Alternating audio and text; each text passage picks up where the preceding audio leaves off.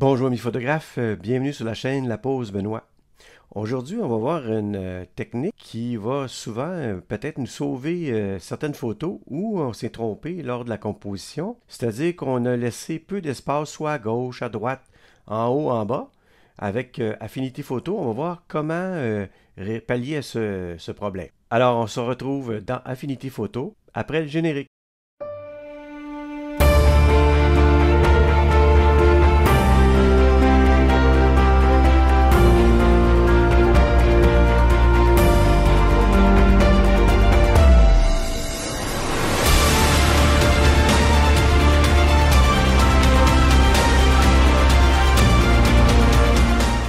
Alors, pour la technique, on va utiliser deux photos. La première, on va choisir une photographie avec un fond qui est quand même assez uniforme et disons, on va dire, avec un fond qui est flou. Ici, j'ai des avions F-16 qui font des acrobaties. Une photo qui est prise lorsque les jets sont en descente. Fait une diagonale au niveau de la photo. Mais lorsqu'on regarde la photo, on pourrait peut-être avoir un petit peu plus d'espace dans le bas. Alors, on va agrandir, ni plus ni moins, la photo qui est prise à la verticale. Alors, pour commencer, on va dupliquer notre calque. Par la suite, on va aller dans la barre d'outils, choisir l'outil recadrer. Puis, on va agrandir notre photographie de la façon qui nous convient. On va cliquer sur Appliquer. Encore une fois, on va se retrouver dans la boîte à outils et on va choisir l'outil Sélection rectangulaire.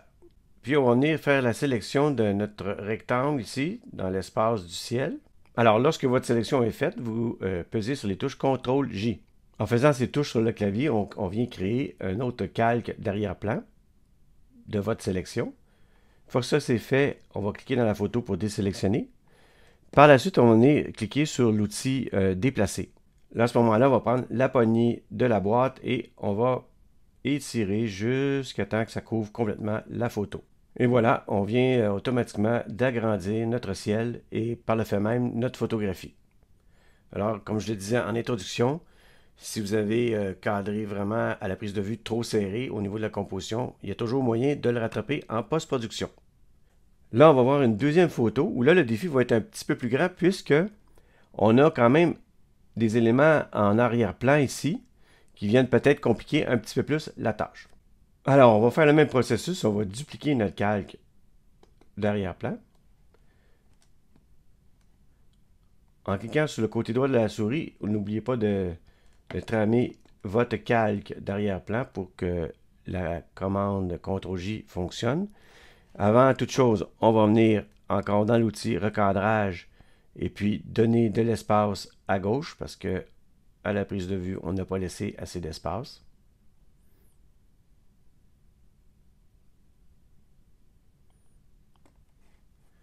Puis on peut peut-être recadrer un petit peu.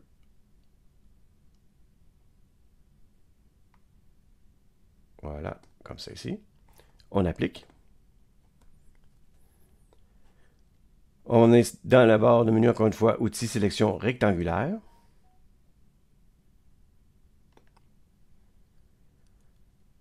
On fait notre sélection. Faites attention de ne pas toucher le sujet pour ne pas l'inclure dans la sélection. CTRL-J. On va le désélectionner ici. On vient encore une fois dans la barre des outils pour sélectionner l'outil déplacer. Et puis, on va étirer le tout.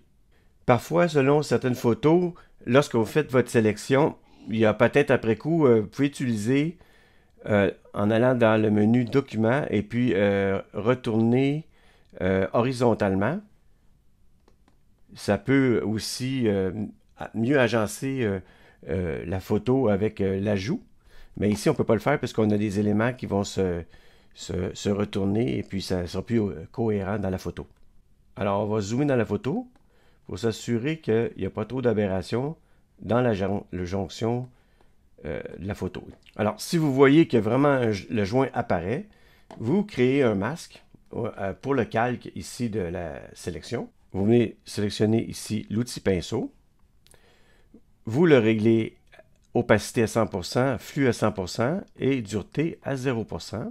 Et vous venez peindre sur la section où il y a la jonction.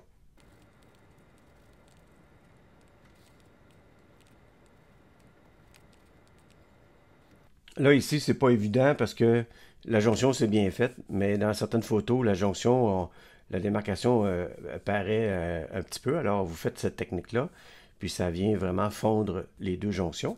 Et puis, à ce moment-là, ça améliore grandement votre composition, puisque on a ici plus d'espace derrière le héron à gauche.